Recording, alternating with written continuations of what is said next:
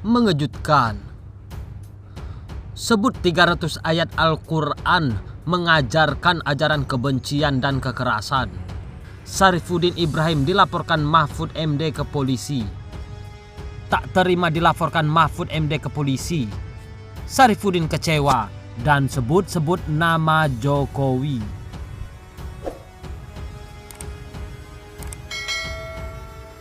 Syarifuddin Ibrahim membuat kegaduhan dengan video yang meminta 300 ayat Al-Quran dihapus dan direvisi. Menurut Syarifuddin, ayat-ayat tersebut mengajarkan kekerasan dan terorisme. Ia juga menyebut pesantren adalah sumber terorisme. Ia meminta Menteri Agama mengatur kembali kurikulum di pondok pesantren karena sumber kekacauan itu adalah dari kurikulum yang tidak benar, bahkan kurikulum di pesantren. Jangan takut untuk dirombak, Bapak periksa, ganti guru-gurunya yang karena pesantren itu melahirkan kaum radikalisme, kata dia. Bahkan kalau perlu 300 ayat yang menjadi pemicu hidup intoleran, pemicu hidup radikal dan sebagainya, membenci orang lain karena beda agama itu di-skip atau direvisi atau dihapuskan dari Al-Quran Indonesia. Ini sangat berbahaya sekali, kata dia.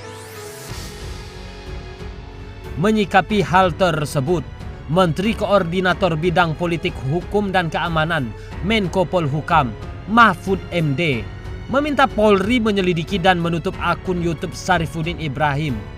Pernyataan Syarifuddin sudah bikin resah dan memprovokasi antar umat beragama.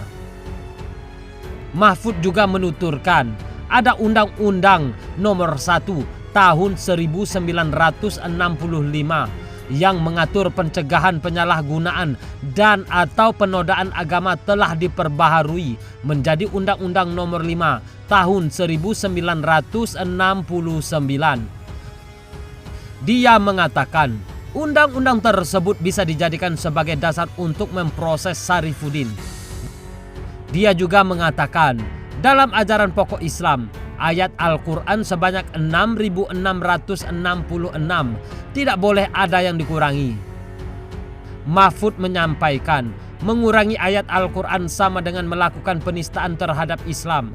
Mahfud juga menyebut berbeda pendapat tak jadi masalah, asal pendapat yang dilontarkan tidak menimbulkan kegaduhan. Atas laporan Mahfud MD tersebut, Syarifuddin tak terima dan kecewa serta sebut-sebut nama Jokowi. Syarifuddin Ibrahim kecewa dengan Menko Polhukam Mahfud MD yang menyebutnya telah melakukan penistaan agama Islam.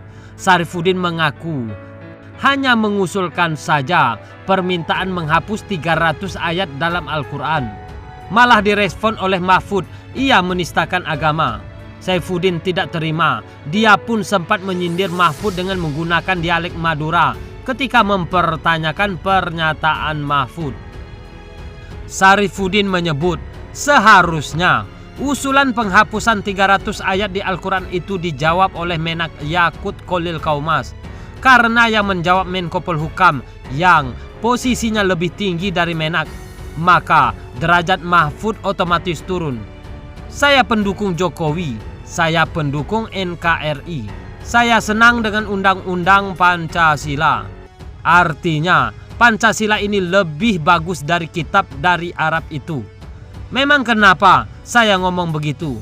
Karena memang bisa dibuktikan, kata Syarifuddin mengaku. Syarifuddin meminta agar Al-Quran tidak lagi diajarkan di pesantren. Menurut dia, ajaran Islam hanya membuat kehancuran di Jazirah Arab. Tanpa merujuk sumber berita kredibel, ia juga menyebut pemerintah Arab Saudi sudah merevisi 2.500 ayat dalam Al-Quran demi kebaikan negaranya. Jangan diajarkan di pesantren karena akan mengacaukan negara kita. Negara kita akan hancur. Lihat negara Arab itu hancur, kata Syarifuddin pada Rabu 17 Maret 2022. Di sisi lain, Kementerian Agama pun menilai ucapan Syarifuddin ini bisa mengganggu kerukunan antar umat beragama. Kemenak juga tidak mengenal Saifuddin.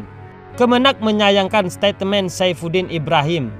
Tobib menilai apa yang disampaikan Saifuddin Ibrahim terkait pesantren dan ayat Al-Quran itu salah.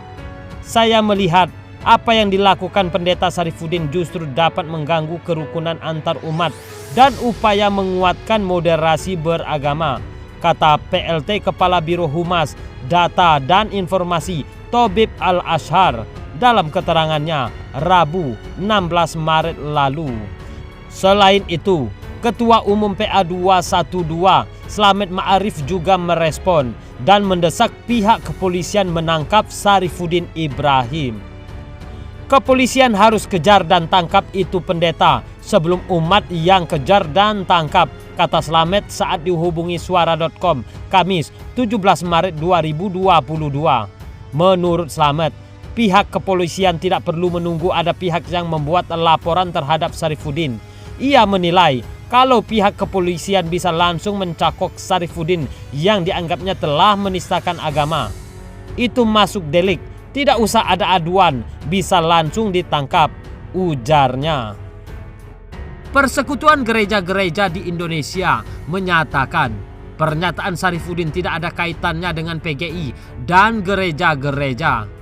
Pernyataan Saifuddin adalah pernyataan pribadinya. PGI berharap umat Islam tak terprovokasi oleh berita seperti itu. PGI juga berharap berita itu tidak digunakan oleh kelompok tertentu untuk membuat gaduh dan memperkeruh situasi kerukunan kita, kata Kepala Humas PGI, Jerry Sumampau. Bagaimana menurut Anda?